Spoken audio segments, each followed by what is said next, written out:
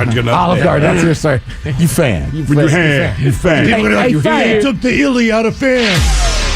Tesla. Tesla, as far as being one of the worst? Yeah. Tesla is actually the 18th best car, or 15th worst, depending on how you look at it. What about Chevrolet? I love them, but Chevrolet is the 8th worst car. Yeah. But is Chevrolet really, other than the Malibu, right? And a Chevy truck, and a Chevy truck. Yeah. Silverados, Colorados. Yeah. What else are they doing?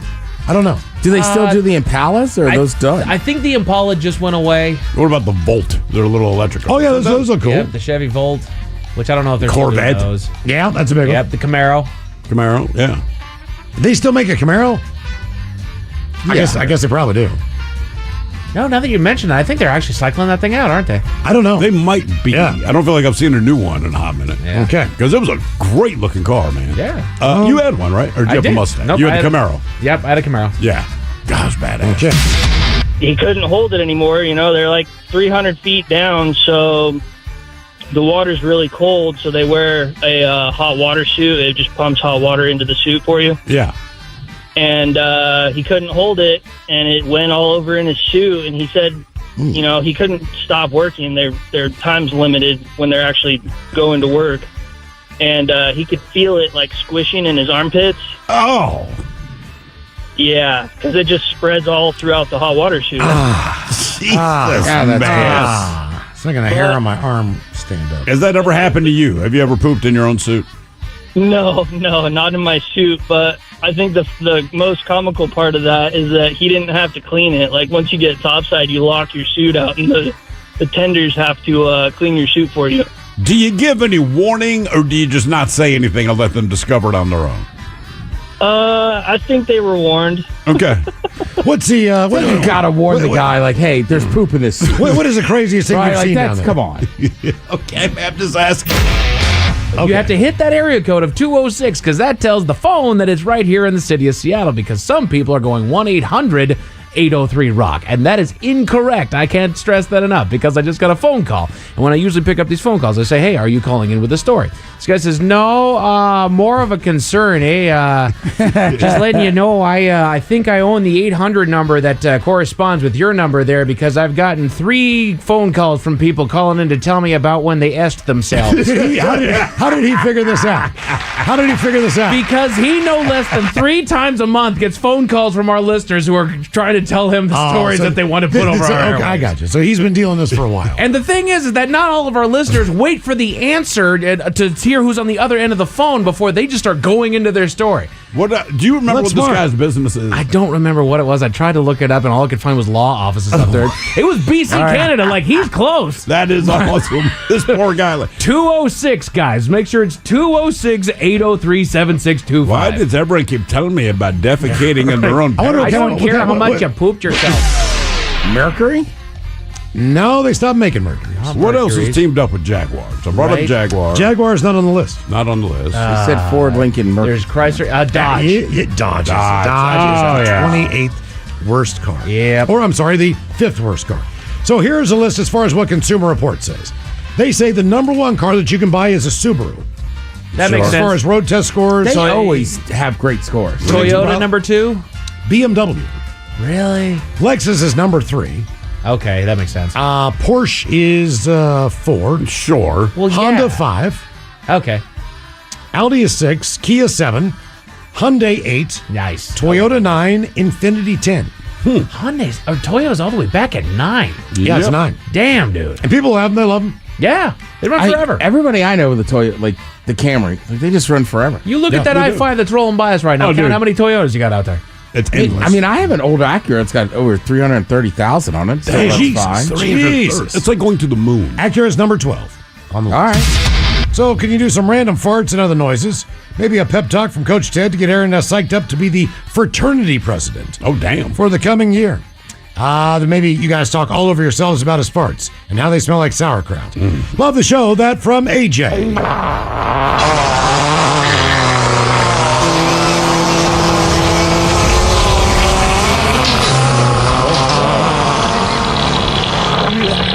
Also, by the way, AJ says the YouTube feed makes it even better. KISW Rock. If you want to watch us there on YouTube. All right, 20 years old, going to be the president of the fraternity. Is he going to be the president, you think, of that chapter or the whole fraternity? You just called him Mr. President. Just now. the chapter, I'm sure. The local chapter. Oh, hey, I don't know. Well, listen here, Mr. Presidente. The key to any good frat house, fraternity house, if you will, is the cook. All right? I want to see Italian grinders, pizzas, chicken cutlets as thin as your mother. We hope he's right about that. So his farts smell like sauerkraut. Why do your farts smell like sauerkraut? Maybe he's eating a little sauerkraut. Maybe he's not the guy that's the cook. Obviously led the German club, but you're not part of the country, man. What does one expect? One of the things I did not do, I typically if I have a guest over, I will put a washcloth, I will put a towel. Sure. I will put that kind of thing in the guest bedroom. He was sleeping in the guest bedroom. So he comes to me and goes, hey, man, do you have a towel that I can use? I think I'm going to take a shower. And this dawns on me. I'm like, okay, you've been here for 4 days. Mm-hmm. This happened on night 2. Night 2. I don't know if you cleaned yourself up in the sink. I don't. Basically, he never took a shower. 2 days after this incident. That is so gross. So I don't know if he just figured out another way to clean himself. Does he not shower? Not on the regular, no. I mean, you've met this guy. There's nothing about him. He does not strike me as anyone who pursues hygiene. I guess maybe that's the best but way I just kind of figure, like, look, man, if you're going to do that, then you probably If you do that, you need to take a shower. Yeah. Because, that's not, something. Because he walked up there. We didn't have any toilet paper. I didn't have a roll of toilet paper on me. Right. So he just pulled up his pants, walked back up to the house. I'm like, jeez. What kind of business is he in? I think it's law offices. I don't know. We should call him and just talk to him. Yeah, we should see if we can do an interview with him to say, listen. Yeah, just like, what have you heard before? How many errant calls do you get, and what have they told you? Right. I think that's... Do you have a minute? Can we ask you some questions? He wants to sell us the phone number because he's tired of getting all these calls. I bet he is. Yeah. He's like, I'm trying to run a business up here, but you guys just keep getting your callers in here. He's trying to run. A business, man. It's probably one of the highlights of his day. I asked my pants. He seemed like a very nice guy. He's Canadian. He seems very, he sounds like he did find the humor in the situation. No he sounds angry like he might Canadians. like the show. Yeah, we need to reach out to him. I would say before the end of this week, let's see if we can Is he in Vancouver? Like, where is he? What do you do for a living? I told him to email the show, so we might be hearing from him soon. Right, and now, the Men's Room legacy continues. Unfortunately, what you're about to hear is real.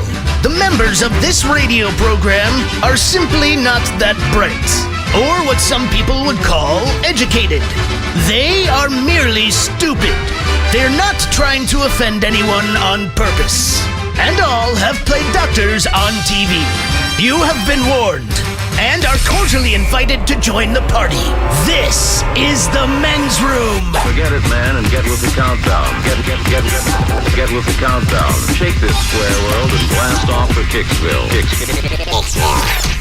The trippers, the grasshoppers, the hip ones, all gathered in secrecy and flying high as a kite. This is the Men's Room with Miles and Thrill. You know what they say, shake your radio more than 3 times, and you're playing with it. You're listening to the Men's Room. And away we go. Welcome to the 20th anniversary season, episode number 4,393. Along with Steve the Thrill Hill, the Ted Smith, and Mike Hawk. And you, are the Men's Room. On tap today, Taryn Daly and Steve Miggs from the Daily Miggs Morning Show. Join us once again. We'll sit and spin. And today, we go searching. With 10 rock bands described by Google. We will explain. We also will play Profile This. Plus headlines, a Men's Room shot of the day, fun with listener emails, and everyone's favorite, TV Time with Ted. Click, clack. Wrong. All right, here we go. A drunk Florida woman going the wrong way tells cops her husband was driving the car. Meanwhile, a pair of shoes are sent to an uninhabitable island, which is kind of bizarre. For the first time ever, a restaurant is robbed by a man in scuba gear. 66-year-old goes for a marching band career. In Arizona, man just buttered someone's bucket of popcorn. That is all coming on today's very special episode of The Men's Room. And now, Here's the question. Hola, bitches. Good day to you and yours. All right, on yesterday's award-winning show, for our question of the day, we asked, quote, what happened when you had to relieve yourself? And naturally, there were all kinds of stories about pooping and peeing and improvised ways of wiping one's ass, and we were completely prepared for that because, well, we asked the question. But you know who did not ask the question? One Jamie Sheaf, owner of and president of Simone Structures in British Columbia, Canada. Now, see, Simone Structures, they sell, rent, and service towers and mobile cranes internationally. Unfortunately, Jamie's business line is very close to KISW's caller line, and so Jamie received many a strange phone call yesterday. Now, the thing is, I spoke to Jamie this morning, believe it or not, and he let me know that yesterday was not the first time he's gotten weird phone calls from people answering our question of the day. Everything from weird body parts to why you were naked in public to things that you stepped in. So, sorry, Jamie, that's our fault. Now, that said, Jamie is not the first, nor will he be the last person to receive unsolicited weirdness over the phone. If you own a phone, and we know you do, you've received or made a strange phone call. Maybe it's a wrong number, maybe somebody's trying to scam you, who the hell knows, or maybe you have the misfortune of having to call a stranger to explain a situation that would be important to them. And that's what today's question is all about. Brought to you by our friends at Advanced Hair Restoration. We want to know, what's the strangest phone call you've received or have had to make? To be a part of the big show, call 206-803-ROCK. Like the Men's Room on Facebook, follow us on X and Instagram, Men's Room Live. Send your emails to the Men's Room at KISW.com. And now, watch the show live on YouTube at KISW Rock. This week, The Rock has your chance.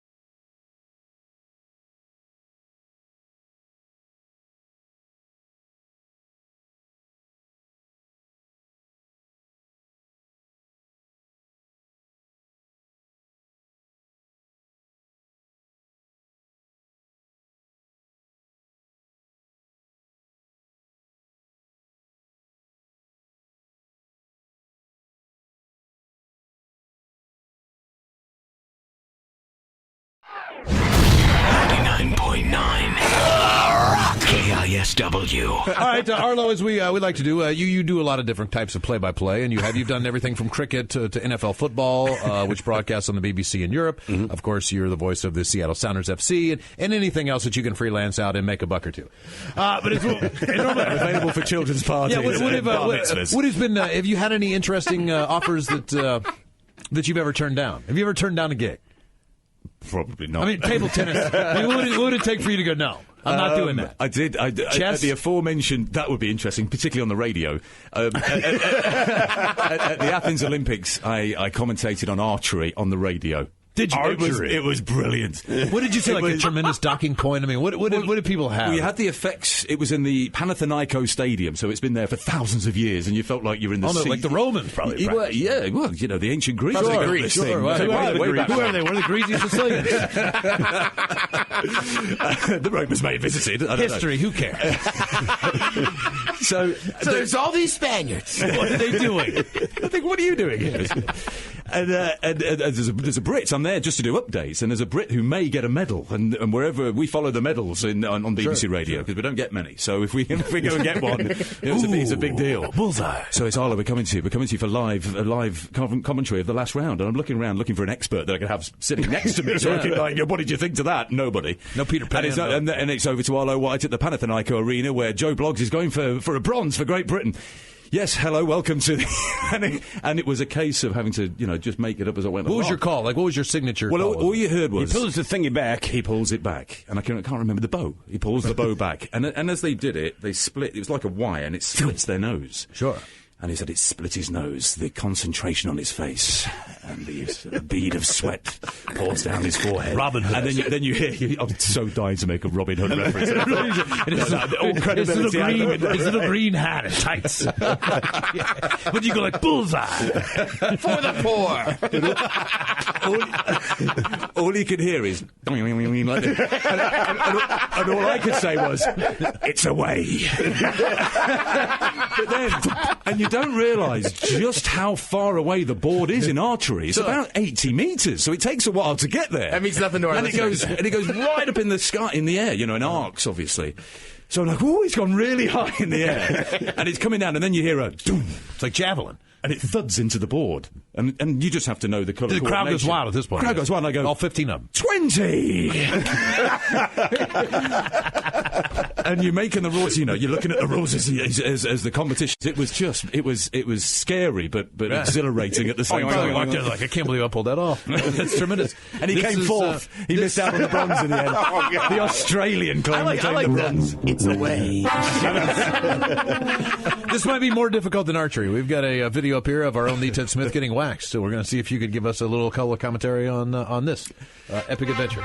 Well, you join us at the Panathinaiko Arena in Athens. The archery is finished for the day, and we've got a special event for you. It's professional pro celebrity chest waxing, and the Ted Smith has assumed the position.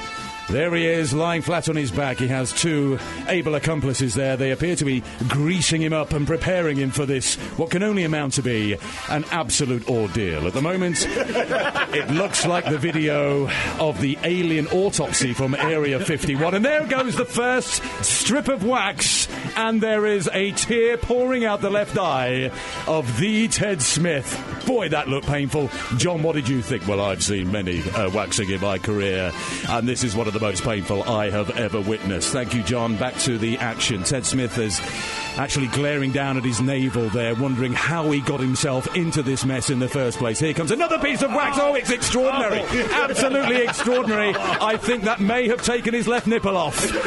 They're checking. The judges are checking the underside of the waxing implement, and I do believe there's a nipple there. He may need to take a standing 8 count here. Ted is struggling. There's no doubt about it. He has it written into his contract that his chin is unwaxable. He will not allow his chin to be waxed. And here goes Marie, I believe her name is. This is for the hat trick. She lays down the wax. very deliberately. Here it goes. It's just to the left of the offending area from the previous waxing, so this will be a little tender for Ted Smith here. She's just taking the top layer off there, just shaving a bit off with the nail scissors, but here she comes now. Oh, goodness me, we're fast-forwarded to the end. How on earth did that happen? As smooth as a baby's bottom there, the Ted Smith and his chest. It was an ordeal, but he's a brave lad. He's done it for the United States. He's done it for Maryland. Ted Smith is your Olympic gold medalist at chest waxing for 2011. Arlo White, it's a drinking time.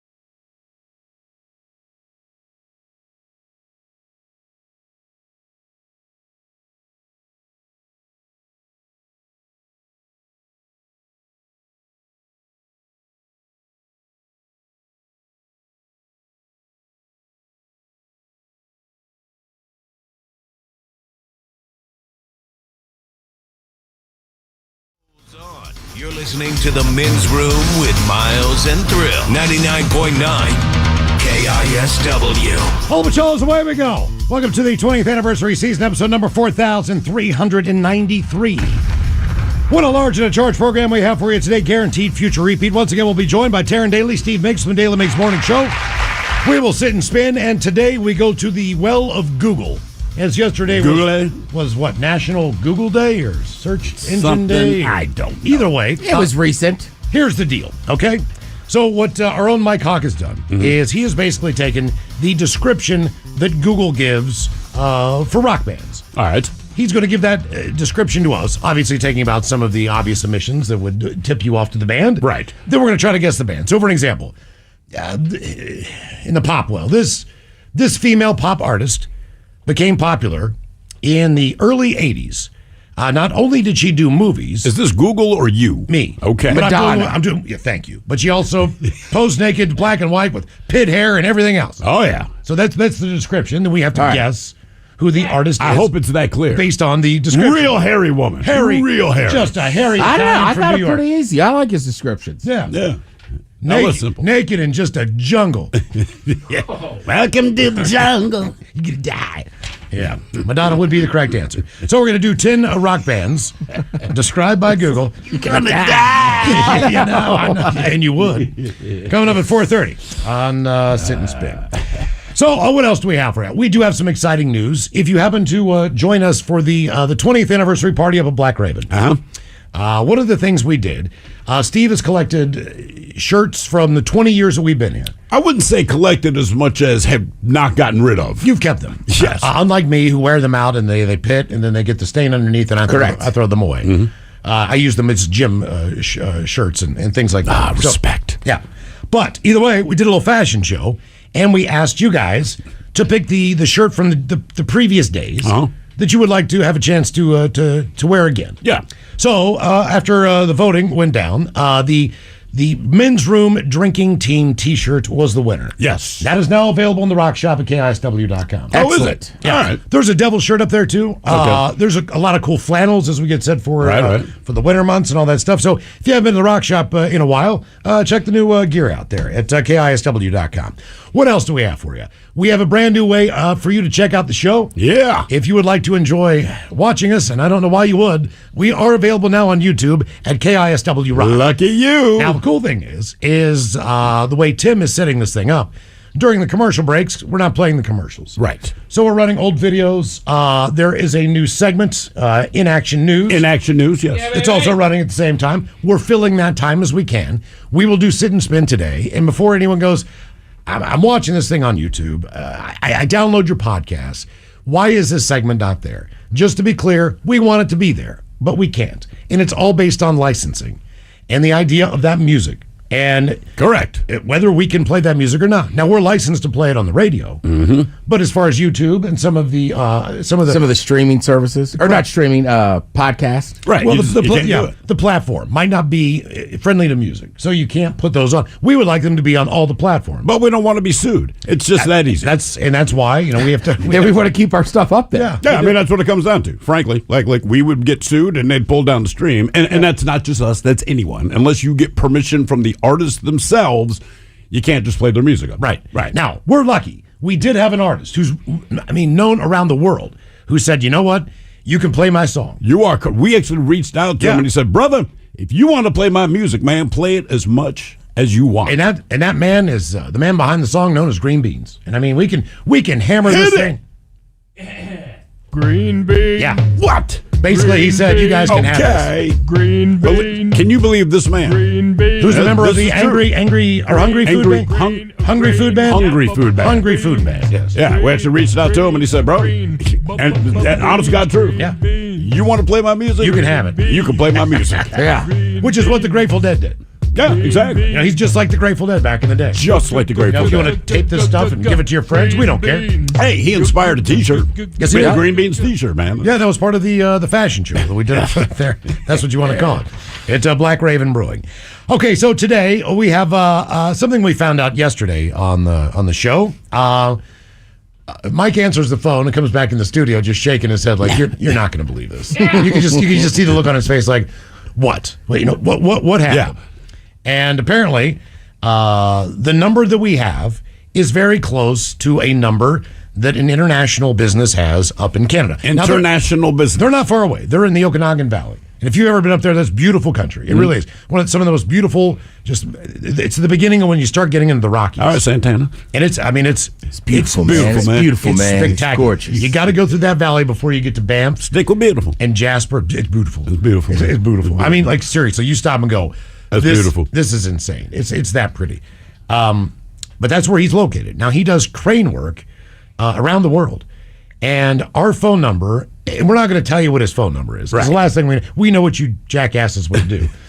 We don't want to bother him because he's a busy man. He's got his business number connected to his cell phone. Right. So basically what he said was, look, as he told you earlier, Steve, every time he sees a call from Washington, he doesn't want to pay. So I called him this morning because it just cracked us up what happened to him yesterday. And so I had to call him twice. The first time that I called the number that he has listed, says, this is a Google Assistant. Can you say what you're calling about? So I say, hey, man, my name's Steve Hill. I'm calling from KISW. And then I hung up on it. So I was like, F it, I'll try him again. Well, this time he picks up. Okay. All right. So I felt good about that. And like I said, the dude's busy. So he picks up the phone. Then I hear him go, no, Jeff, you got to take I have to take this call. This is what he's telling one of his employees. All right. We're trying to get to the bottom of this thing. But he doesn't know why I'm calling, but he knows the station now as a result of all these errant phone calls. So he kind of chuckles. I hear him walk into an office. It gets quiet.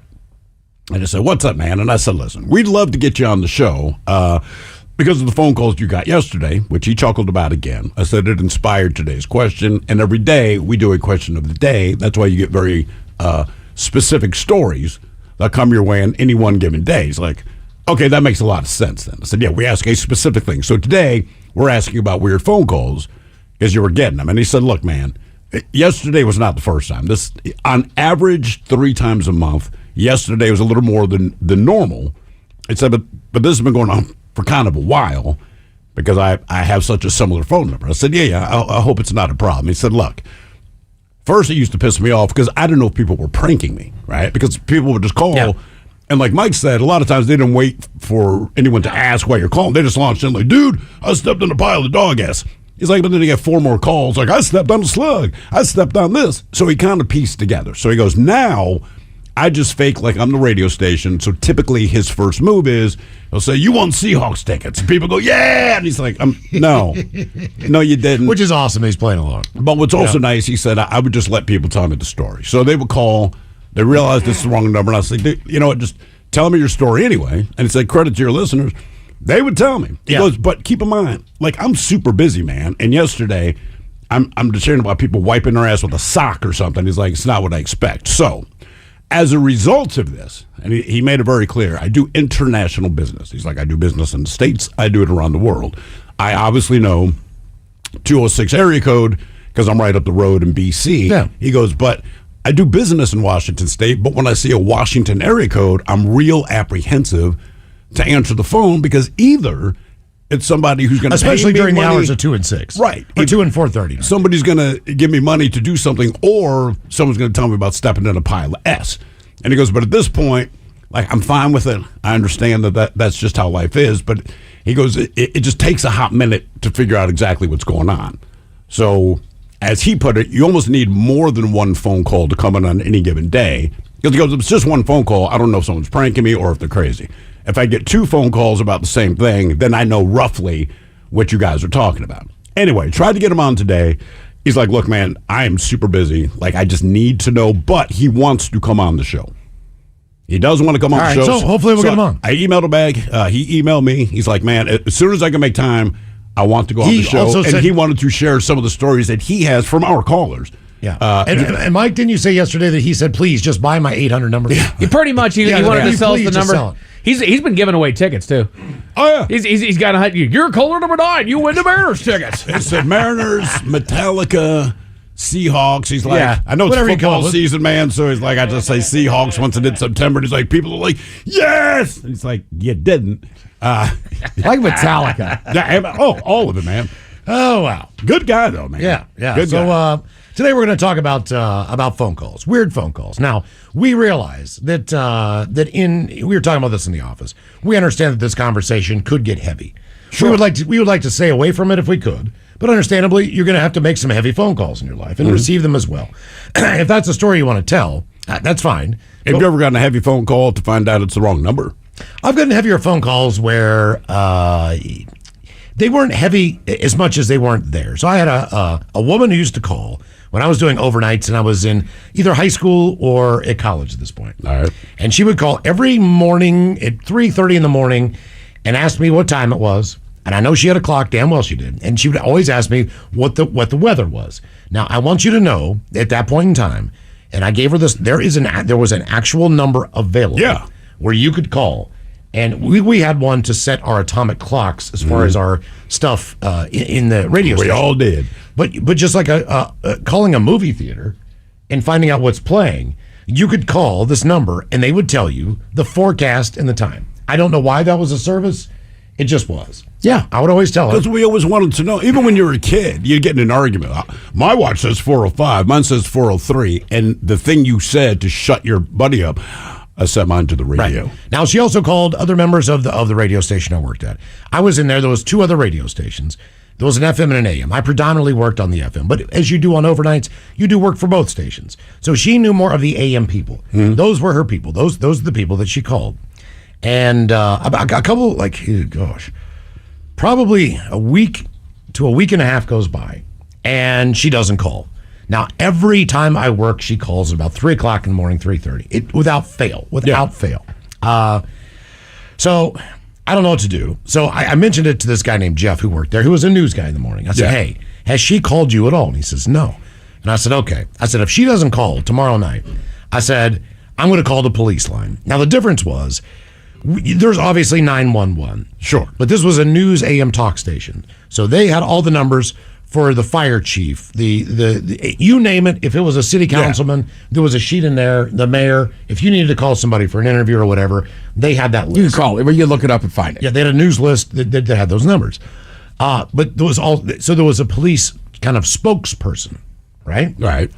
So I called and left him a message the next day, and I said, listen, there's this woman who calls every night. I know she lives in Cassville. I know that Jeff Jenkins, our news guy, knows where he lived because one day she needed something and he took it to her house. Right. Because they were kind of close as far as where they lived in proximity to each other. He said, "Don't worry, whatever you need, I'll stop. I'll take care of it. I'll drop it off." And he did.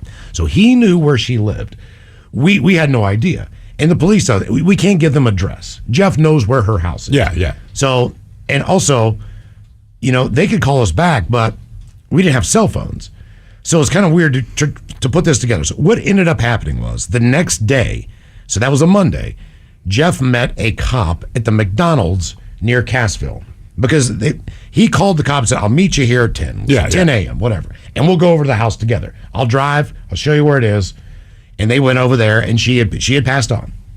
But it was just weird trying to have this communication and call the cops and say, like, "I think there's really a serious situation going on with this woman. She's elderly. She might have slipped. And she did. She had fallen.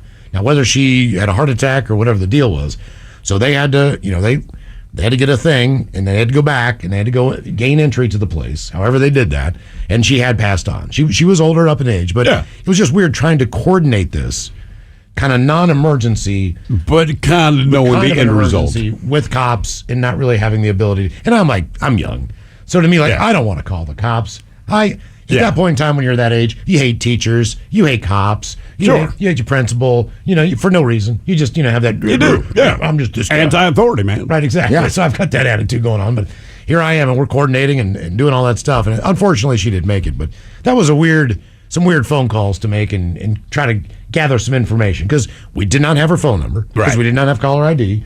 We had no idea who would ever think to ask this woman where her address is, where she lives. Yeah, of course. That would be creepy. She just stopped calling, and that was. And then when I found out she passed on, I was like, well, that sucks because actually we talked for like 10, 15 minutes a night. Yeah, of course. So it was never just about the time and about the temperature. She had all kinds of things that she wanted to discuss with me about cousins, sisters, aunts, you name it. I just sit there, put the phone up, listen to her talk.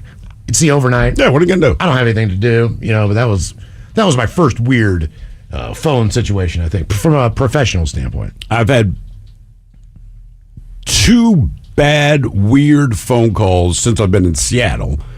But I've never changed my phone number since we left Baltimore. So my area code is still the Baltimore area code. So a lot of times that I get errant calls, it's someone in Baltimore. And that a woman, it's probably about 9 years ago. And like I'm looking at the number, typically now your phone will tell you like it's probably spam or marketing or whatever. Correct. It's just the same area code. I'm like, F it, I'll answer. And there's, hello. I have bad news. I don't know who this is yet, but I'm like, oh, crap, right? Because I do know some people still in Baltimore. So I'm like, oh, man. And Andre had been shot, and he is in surgery. And they are not sure if he's going to make it. But my mother is at the hospital, and she wanted her to call me. And I let her go through this story. And she's saying, he got shot last night. I don't know why he was where he was. So there's like 3 minutes of this, and I'm listening. Because I don't have the heart to break and be like, yeah, you got the wrong number, man. Right? I don't even know Andre. So and it's awful, man. And it's bad enough that Andre got shot, but then she's going through all the family members, and they reached out to so-and-so, and his cousin's going to pick up your mom, and then they're going to go here. So, but she kind of finishes. And so, anyway, her point was, can you leave work early to come to the hospital? And I'm like, hey, man, look, I feel so bad for everything you just said. I'm not who you think I am. This is the wrong number. Then, what? I'm like, this is the wrong number. And she says the digits that she thinks she has dialed. She was off by 1. I'm like, yeah, I'm not that number. You have to go through this again. Ted, if you haven't heard the story, we got to tell you the story. This actually happened outside the building. Yes, we'll tell you when we come back from break. Yeah. It was one of the crazy. It was awesome. It was absolutely surreal. This woman is losing her S. On Tony. On Tony. What's the strangest phone call you've received or had to make? 206-803-ROCK.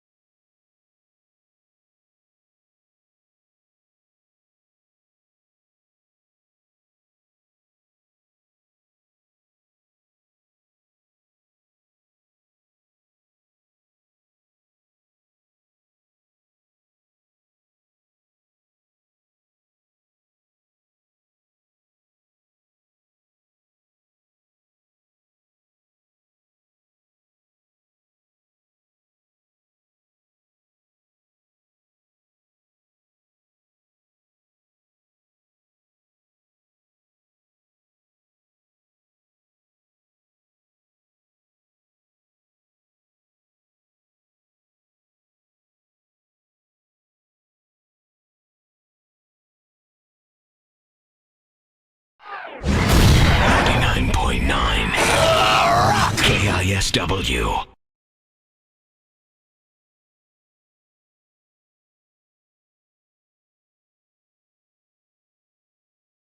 Girls on TV, walk the dogs and sucking down the pocket. Look at Duff McKagan live in the studio from. Go watch Ted get trimmed. Yes. I wouldn't miss a good man Grab wax. that microphone right there, Duff. Can you believe how hairy this man is? Look at that. Look at that thing.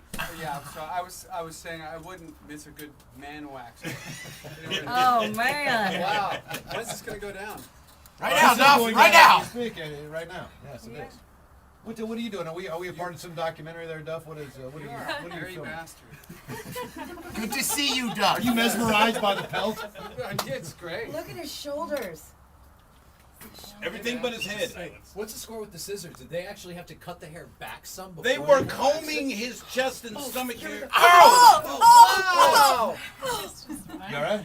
How's that? Oh, man, oh, man. How you doing there, Ted? You all right?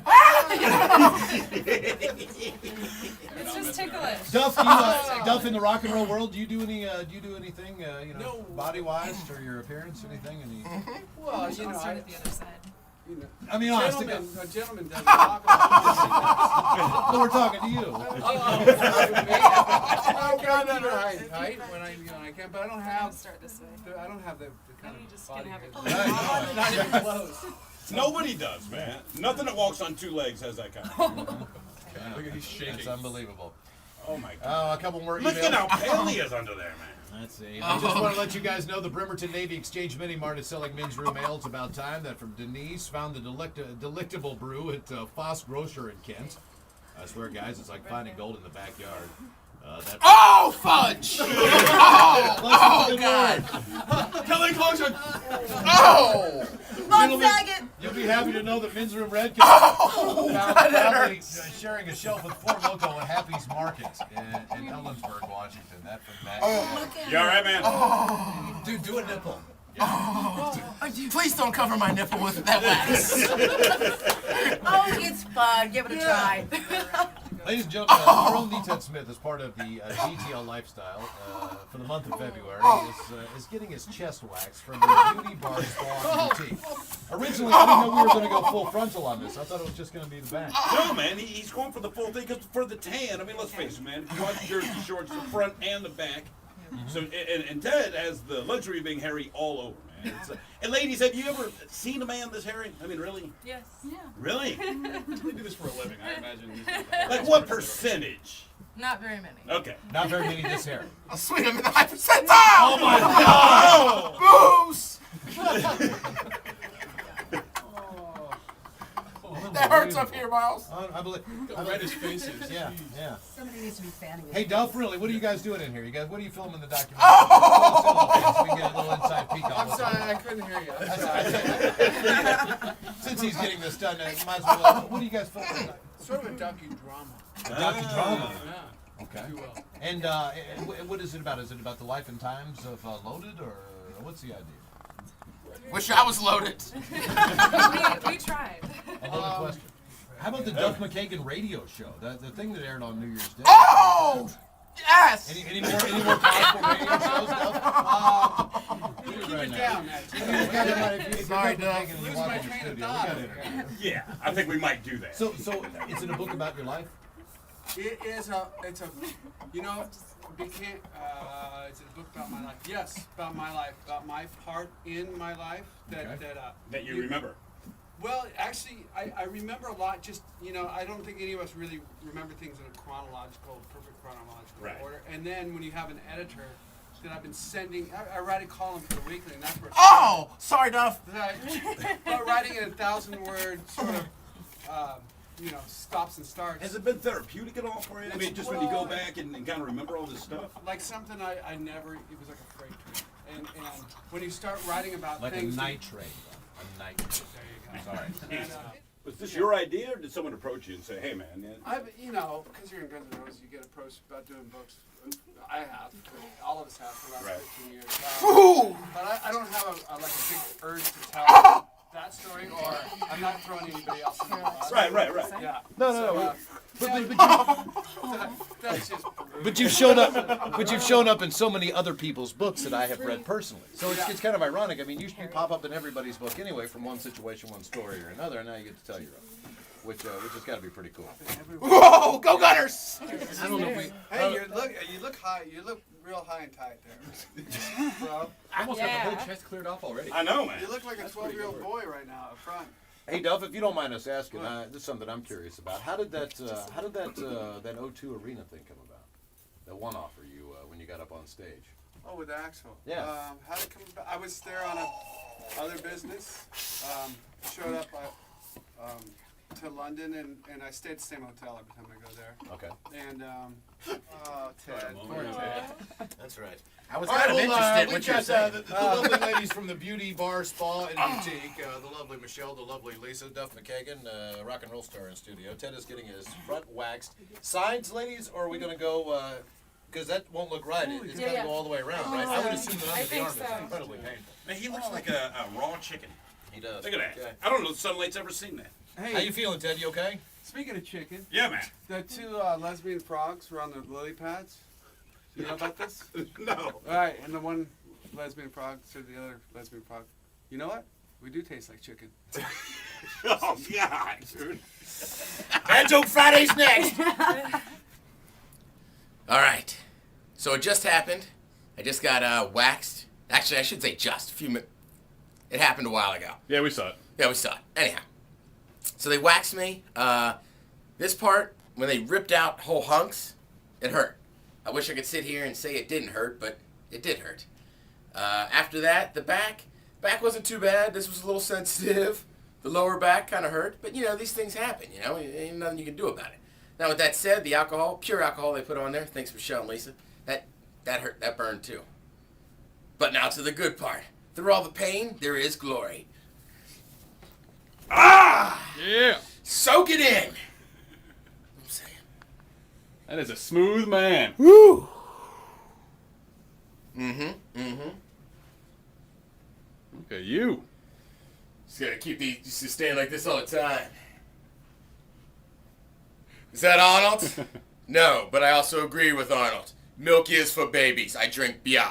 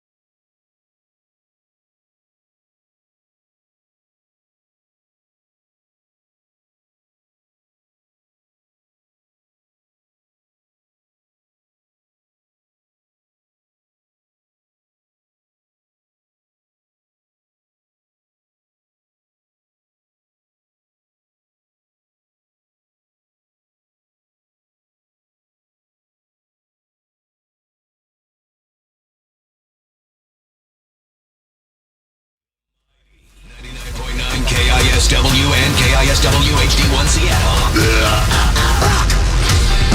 Always live on the free Odyssey app.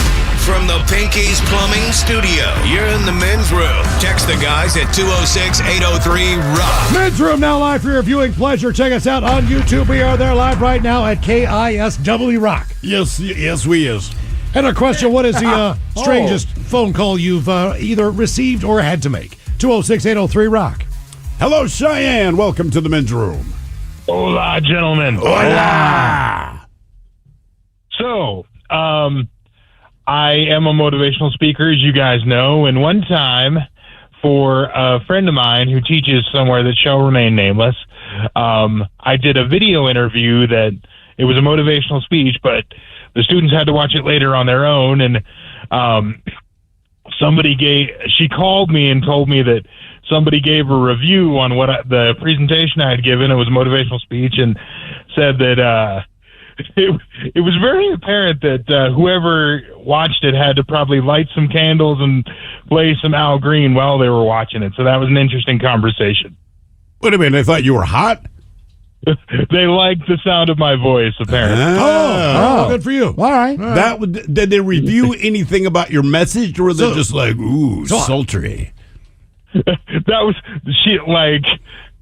Apparently the person talked a little bit about what I had said, but most of it was just her kind of getting distracted, and ooh, yeah, the sound was this, and his voice sounded like that. Be honest. Which one would be better? She gives you a review that says, hey, this is very uplifting stuff. I'm motivated, or, man, I just want to get in that guy's pants. I mean, probably the second one. I think we would. I know. I was just saying if you were being honest. So they couldn't see you, obviously. No, they could. I knew it. See me. Oh, they could, and they still thought you had a sexy voice. Yeah, that's right. Okay. I like the way you described that.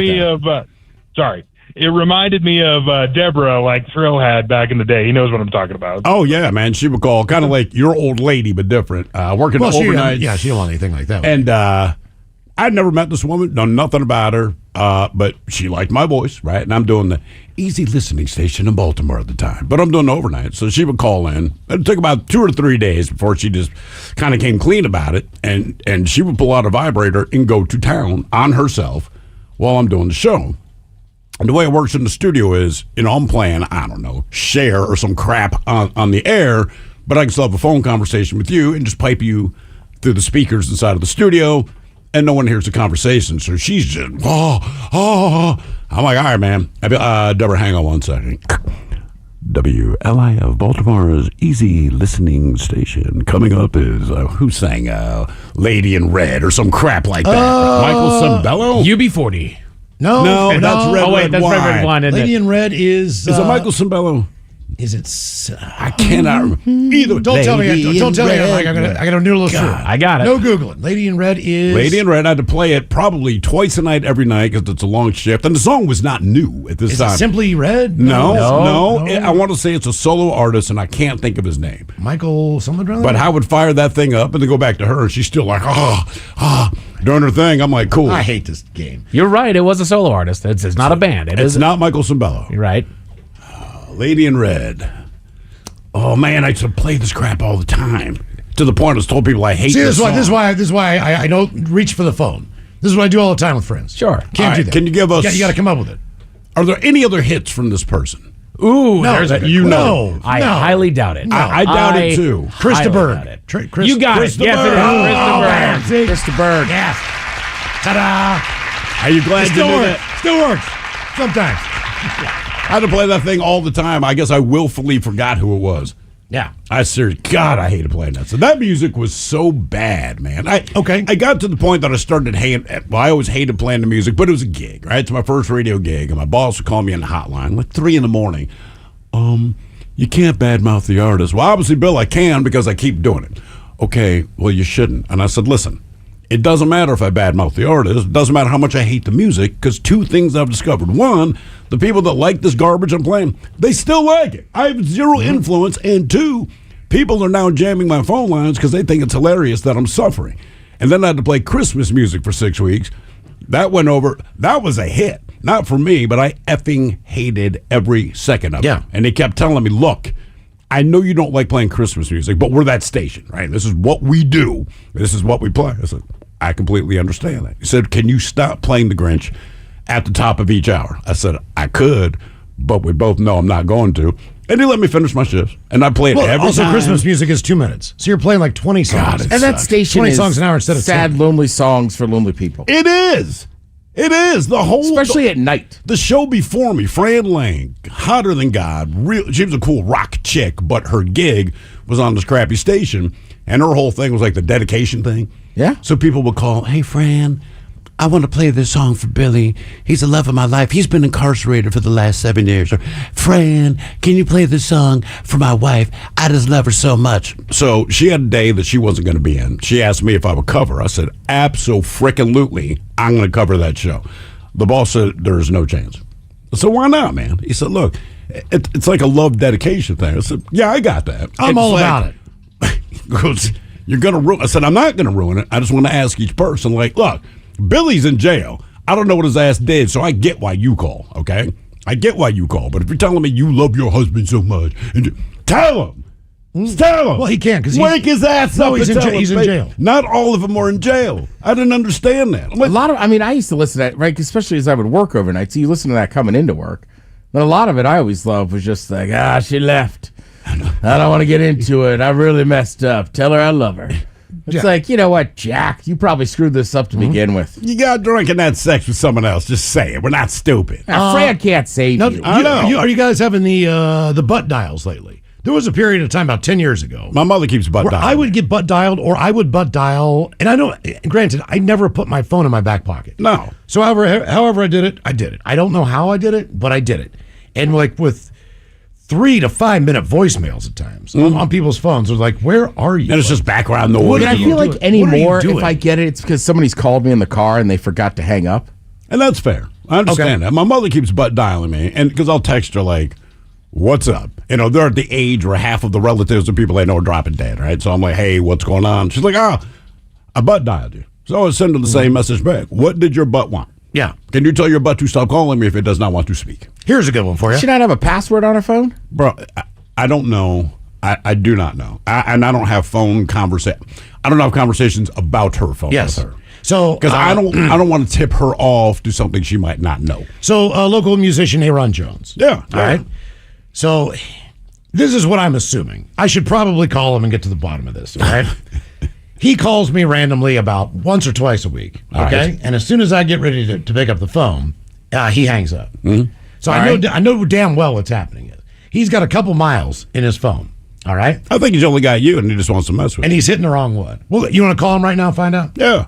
All right. I'm going to go get his number, and we're going to call him. So, Ted, the story I want to tell you, we were outside smoking a cigarette. Oh, yeah. And there's this woman out there, and she is really having a hard time with this guy named Tony. Tony. Okay. And she's like, but she needs to, Tony's got a phone number that she needs to be able to call somebody else. And we don't know why, but it seems very important. It's very urgent. She's like, Tony, you asked, just give me the number. God damn it, Tony. And she's screaming back and forth. She's like, okay. Is this a normal looking person or like she's normal looking? She's chick. flustered. She's There's something important going on, and Tony apparently is a bit of a joker. All right, that's the only sense we could get because we just heard her half of the conversation. But Tony, God damn it, you're not funny. Just give me the number. So then she goes, okay, 206-715-3334. Okay, Tony, thank you. Click. Miles and I looked at 3 each minutes. other. 3 minutes go by. She calls Tony again. God damn it, Tony.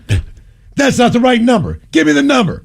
206-715-3334. Okay, this better be the number. Thank you. Bye. Click. And we're like, and I'm looking at Steve like, he's giving her a 6-digit number, brother. He's not even giving her a full phone number. And she keeps calling this number. So she did it a third time. So Tony, so you're not just doing it because you don't want to give out a number on the air. No. He wasn't giving her the full phone. There was like one number missing. He'd give the area code. 206-715-3334. This better be right, Tony. Click. Because I wanted to walk over and go, you need one more number. You need another. I don't think he's giving you all the numbers. You need one more number. He might be close, but he like this. And she was irate. She was really pissed off. Damn it, Tony. Damn it, Tony. 206-715-3334. Okay, click. I was just like, oh, man. She can be here a hot minute. Yeah. Speaking of butt dialing, we got this one earlier this week. A Texas man accused of killing his roommate, flight attendant Reyna Soluri, may have inadvertently sealed his alleged accomplice's fate with an accidental phone call, according to police. Authorities say that after his arrest in June, Dennis Day, who is 66, confessed to strangling Soluri during a heated argument at their Fort Worth home in March. Why would you call anyone to tell them that? I don't know. He then allegedly loaded her body into a trash bin and drove 70 miles to Bowie, Texas, where he disposed of her remains over a bridge. Now, investigators say they found a key piece of evidence, a nearly 2-minute accidental voicemail on the phone of Joni Thomas, a 62-year-old friend of Day's. Investigators believe that Day called Thomas for help after the murder. In the audio described he left a message? He left a butt dial. Jesus Christ. Why they were getting, just loading up the body, so to speak. They can hear the struggling to move something heavy. The male voice can be heard speaking in a panic, urging the woman to help, and offering apologetic remarks like, I'm sorry I got you up, messed up into this. Police say the recording matches Day's account of moving the body into the truck. So he was busted hardcore, basically, because of a butt dial. That is... There are levels of stupid I can't believe. That's yeah, one. but you don't mean to do that. I mean, no matter what, you don't mean to do that. But there was a guy back when pagers were the thing, all right? So you don't quite have cell phones yet, but everyone's got a pager, but there's still pay phones. I'm walking to a Rite Aid. There's an irate brother on the phone. This is back in Baltimore. And he's looking at his pager, but he's on the phone screaming down it, just saying, I don't have an emergency. You called me. I was like, what's going on? He's like, man, 911 called. I was like, bro, that's a friend of yours telling you to call them. It's an emergency. Correct. That was code. But he's screaming at 911, and obviously the operator was like, sir, we don't call people. Right. You call us. You call us, but he called 911 to ask them what they needed. And they're like, we don't need a goddamn thing. And he's screaming at them about, why you paged me? And I'm just like, bro, come on, dude. That's a different friend of yours. Yes. And needs help. It's like, oh, my bad, man. My bad. What is the strangest phone call you either received or had to make? 206-803-ROCK. Hello, Travis. Welcome to the men's room. Hola, gentlemen. Hola. All right. So when I was in college, I didn't start out getting a job right away. I went and joined a bunch of clubs and everything, and then I learned quickly that I needed money to go out to eat and drink with the fraternity that I joined and everything. So I went to get a job at the school, and the only job that was still available a month in was the call center, raising money for the school for alumni and all that. Worst job I've ever had. But there was one guy once that it makes the call automatically for you. I start my spiel. He hangs up on me, but he didn't hang up all the way. And so for the next hour, sitting there twiddling my thumbs, I sat there and listened to Wheel of Fortune and Jeopardy, just screwing around. Did you play along?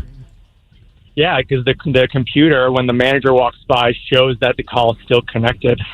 So you weren't making any money off this stuff. I mean, it wasn't like it was an hourly wage and it wasn't commission. So it didn't matter as long as it seemed like you're doing your job. Yeah. Yeah, exactly. Okay, I gotcha. just sat there, getting a paycheck, listening to Jeopardy. How long did you have that job? I don't think I lasted 2 months. It was terrible. Everybody was mad at you all the time for calling. Well, yeah, calling people out of the blue to ask for money is a hard sell. There's never a convenient time to call. People are either at work, then they're at home in the evening. It was always during their dinner because it was after school hours, so it was in the evening. And it was a private school, so it was already expensive for these people to go to, and now I'm trying to get more money out of them. Oh, yeah. Yeah. And the spam calls. I mean, those are the ones now. I think that's the new era of just like, that's the thing that agitates me most about my phone. But do you still answer them? Because my phone gives me a warning. It says telemarketer or suspicious if it's somebody that I don't know and they really need to get a hold of me, they will leave a message. Yeah. So it's a doctor's office or something like that. Just confirming your appointment. Even if it's somebody you know and you don't have their number saved, they'll generally text you or something. And let you know. Say, hey, give me a call if you can. Yeah. Like I've had a couple people doing some construction work on a bathroom in my home. So if I see that, a number I don't know, and it's a 206 number, I'm going to pick it up. Just because it could be one of those people or a doctor's office or whatever the hell it is. But man, like I'm getting all these weird texts that are like, you could earn $100 a day from, blah, blah, blah, blah, blah. Yeah. Do you guys get those things or is it just me? I always hit report junk, but I don't get them much. No, I don't get it. I used to, but not Maybe not in the last 2 years. The last few months, and it kind of stopped. I kept getting weird texts, too. Like they don't use your name, but just like, hey, what's up? Miss you. Oh, yeah, miss you. How's we still going out for dinner? Those Something, kind of right. I just don't respond. I think it's fishy. Yeah. Oh, yeah, probably. And I don't give a crap about the Seattle mayoral race. I'm just saying. You don't have to text me every day. I don't know how in the hell they got I'll my number. vote. I already did. Here's the thing. You know I'm a registered voter. That's why you're reaching out to me. Already did. So all you got to do is vote. I don't need your phone call. I do not need your opinion. You're not convincing me of anything. Research. It tells me I don't want to vote for this candidate because this mother effer keeps bugging me on the phone. I need your number so I can call you and constantly bother you. Yeah. You know? I hate when you have a phone call that looks important and you find out it is. I got one last week. It just said, so I'm looking down. I'm like, I don't know this number. And then it scrolls across my screen and says the school district. And I'm like, I'm still thinking it might be spam, but just in case. And I answer the phone. Is this Mr. Hill? Yeah. Then it went into the thing. And it's something I was kind of aware of. And I'm just like, F. So unfortunately for this woman, I'm at work. Not that it would matter much if I'm at home, but as she's going through all this stuff, I just said, all of that is great. If you need information, you actually need to call my wife. She's like, well, I said, no, yeah, that is my kid. All that. I'm aware of what you're talking about, but the information you're asking me, I couldn't tell you a damn thing, man. I barely even know her name. Yeah, I was like, what's her name again? Yeah, that is her. I was like, she's at that school. Yeah, I'm pretty sure you're right about that. But seriously, I'm like, you're asking me like important stuff. Like you can ask my opinion or say a situation's happened, I can handle that. But if you're asking me for actual information, like legal stuff, I'm like, you need to call my wife. And I know for a fact she's at the grocery store, so you can't even do it yet. And the woman kind of chuckled, and I said, just make a note. And I'm being dead serious. I'm not being mean. Like, make a note. I know you have both of our numbers. You could actually get rid of mine, but definitely highlight hers. If it's something important that needs to happen, she's the one to call. I don't know. Our question, what is the strangest phone call you either received or had to make? 206-803-ROCK. This portion of the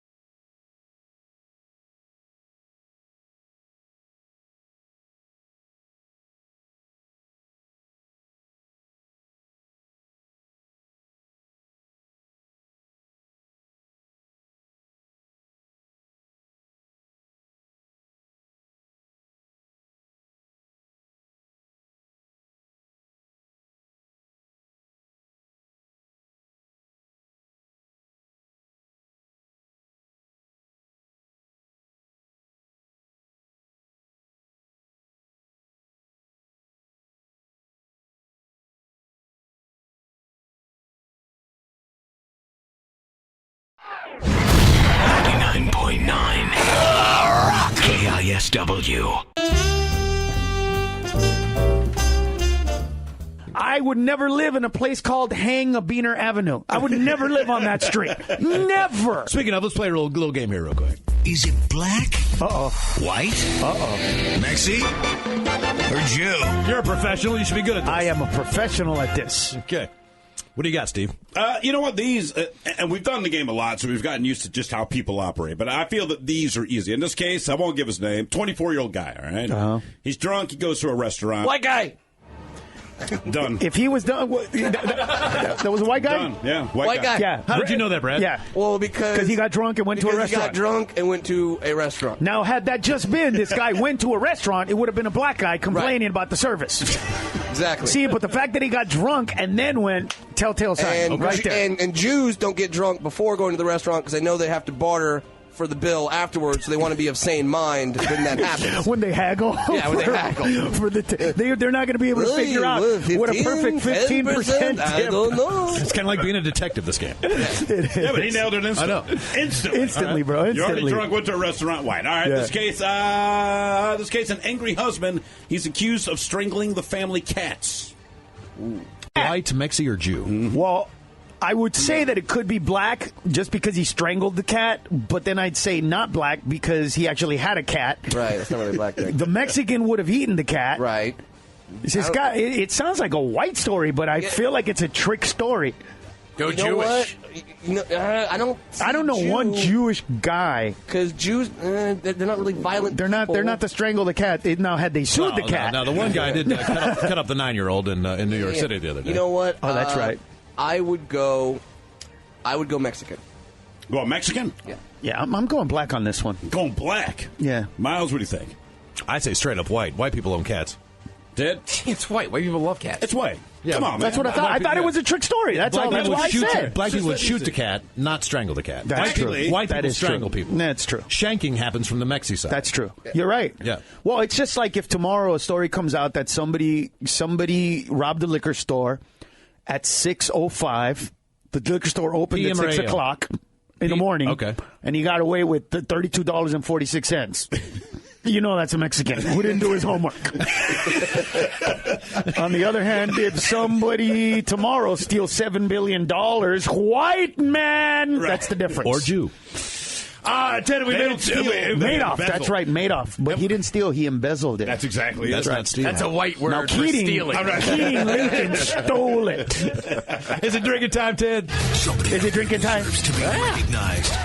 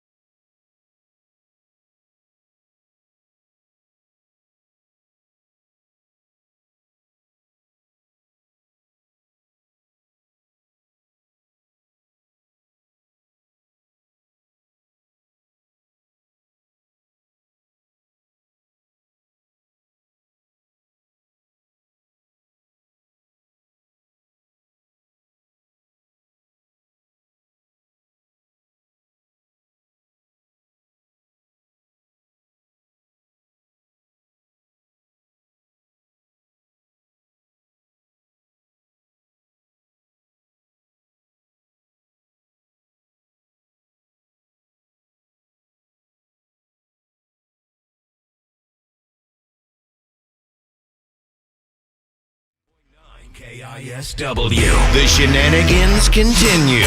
This is the Men's Room with Miles and Thrill. Our question, what is the strangest phone call you've received or had to make? 206-803-ROCK. People are saying the text, hey, how are you? Haven't talked in a while. Yeah. They're saying that's called a pig butchering scam.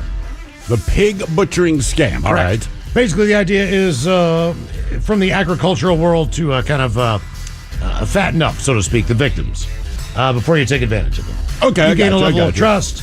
You start a conversation. Right. Oftentimes, they'll say that they don't want to talk anymore on this platform.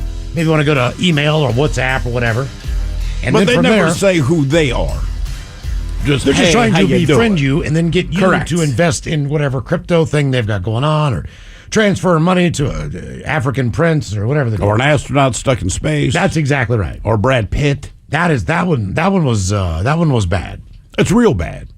Do you remember that one earlier this year, I believe? Oh, yeah. And so she thought that Brad Pitt had a crush on her or something like that. Anyway, they hit it off. They have a couple weeks or a couple months long relationship. But Brad Pitt needs money, because that's one thing we know about Brad Pitt. Brothers broke all the time.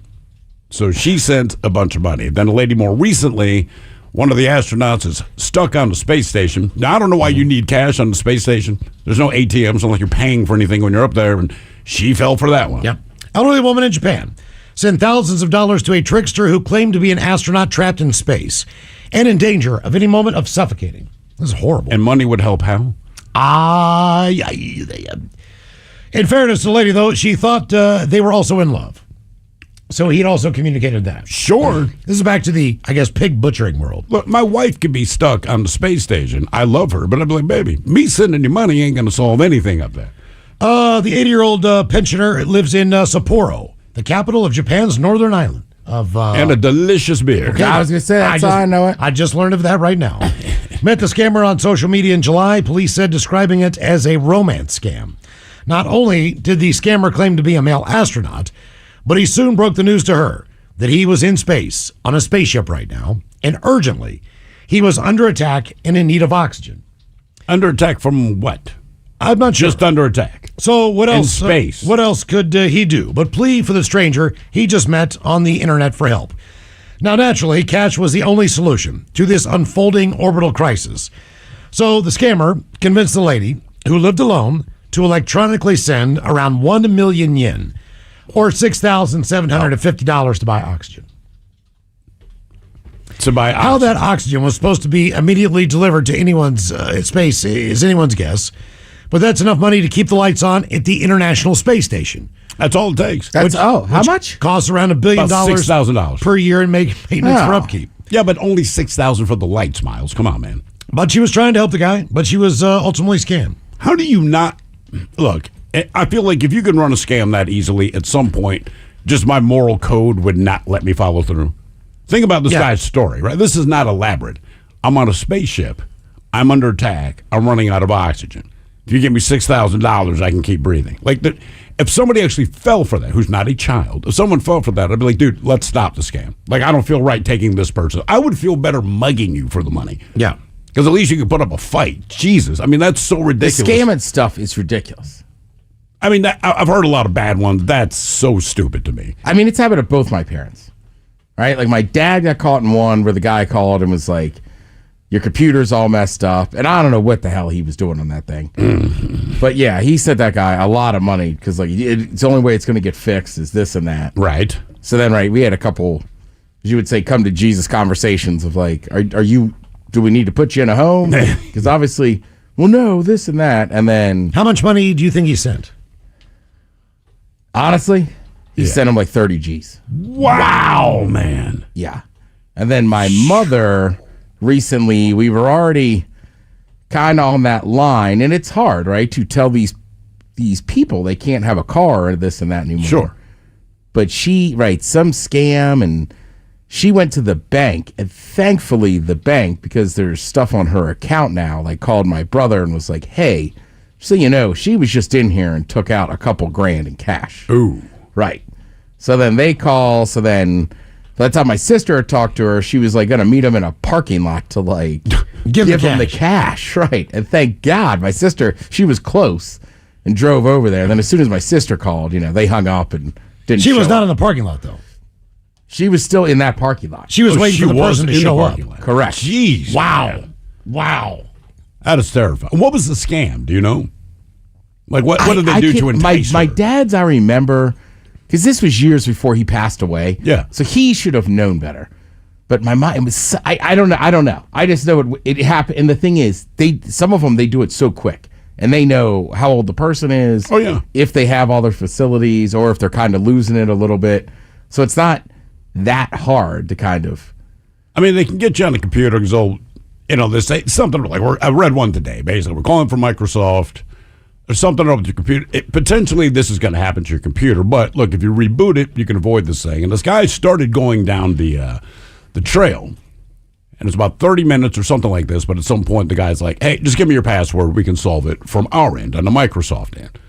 And the guy goes, I got a little suspicious. But like me, he doesn't know jack about computers. But I just said, hey, I will follow your directions. The guy's like, yeah, but it'd be faster if you tell me. He's like, I believe that, but I'll just follow your directions.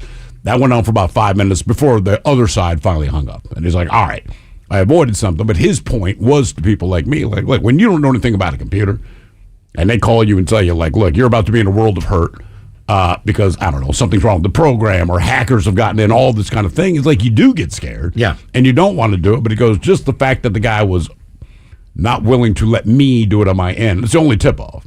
And I'm like, look, I just yelled to my wife, like, hey, baby, something up with the computer, man. I don't know.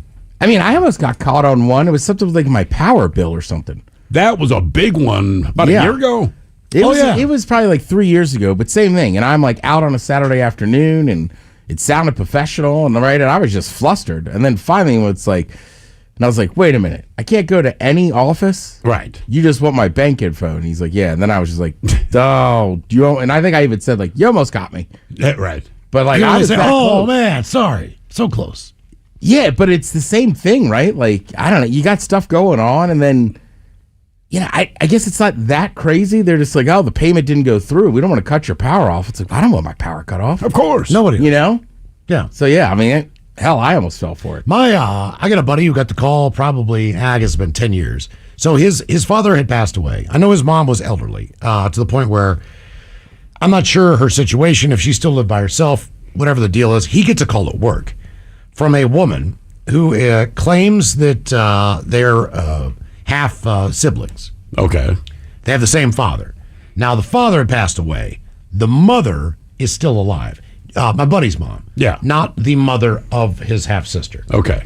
So dad had not a separate family, maybe a separate family. I don't know. I don't remember the outcome of this, but he got a call at work, and he's my age, so it was probably 45-year-old, 50-year-old guy. This woman drives over to his workplace, and that's how he met his sister. So this was real. She showed him, like, I guess, if you're Facebook, we're waiting for a scam. Well, It's like, no. I guess you can look at the page maybe or whatever, but you can't DM someone or if you don't follow them or whatever the deal is. So she, I guess, could figure out where he worked, and they were in the same exact area of Ohio. She drives to his place and says, "Are you this person?" He says, "Yes." And she says, "Oh, well, I'm pretty sure I'm your sister through this." Whatever they did, the genealogy kind of crap. Yeah, that's one thing people found out. And is your dad this person? And he said yes. And he said, did you know dad had passed away? And she said yes. We were still in communication. He said, okay, well, we can't really talk about this much because my mom is still alive. Right. So, it's just kind of a weird thing. But now that his mom has passed on, they get together more for, holidays, family events, all those things. But that was he said that was a weird day for him in his life. I got to think the tick up on that since like Ancestry.com and 23andMe and all, this, you just do a genealogy study. You want to find out where you came from, and all that's cool, all that's exciting. And you hear story after story where it's like, well, this is my heritage, but also I have 17 siblings that live in New York City or whatever the hell it is, You get in communication, sometimes it ends well, sometimes it doesn't, but that's a slippery slope.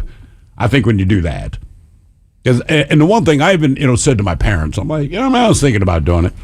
And they were like, cool. So I thought, okay, we're probably in because if they were like, oh yeah, just ask questions. The other weird one I got.